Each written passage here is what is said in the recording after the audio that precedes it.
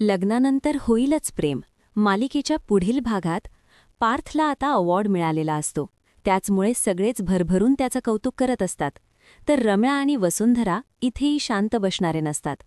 पार्थला नको ते प्रश्न विचारायला यांनी सांगितलेलं असतं. तर पत्रकार अगोदर प्रश्न विचारतात की तुम्ही याचा श्रेय कोणाला द्याल. तर पार्थ म्हणतो की ऑफकोर्स माझ्या आईबाबांना, त्यांच्यामुळे हे शक्य झाले आहे.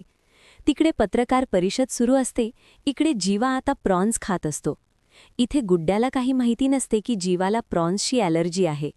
त्याने प्रॉन्स करी बनवलेली असते आणि जीवा ते खात असतो. जीवा विचार करतो की जास्तीत जास्त काय होईल, मला ॲलर्जी होईल, पण प्रेमासाठी आणि नंदिनीसाठी हे सगळं करायला मी तयार आहे. तर इकडे प्रॉन्स खाताच जीवाला खूपच त्रास होऊ लागतो आणि हे आता गुड्डूच्या लक्षात येतं. तो जीवाला विचारण्याचा प्रयत्न करत असतो की काय झालं, तुमची तब्येत अचानक कशी बिघडली. गुड्डूला नंदिनी सांगत असते की त्यांनी प्रॉन्स खाल्ल्याचा नाटक करून मी त्यांच्या मागे मागे येणार नाहीये. जीवाना म्हणावं की हे नाटक आता बंद करा. तर इकडे जीवाने खरंच प्रॉन्स खाल्लेले असतात आणि त्याची हालत खूपच खराब झालेली असते. तर जीवाला वाचवण्यासाठी गुड्डू आता धावपळ करत असतो. तर इकडे जीवाची प्रकृती खूपच गंभीर झालेली असते आणि तो खाली पडतो.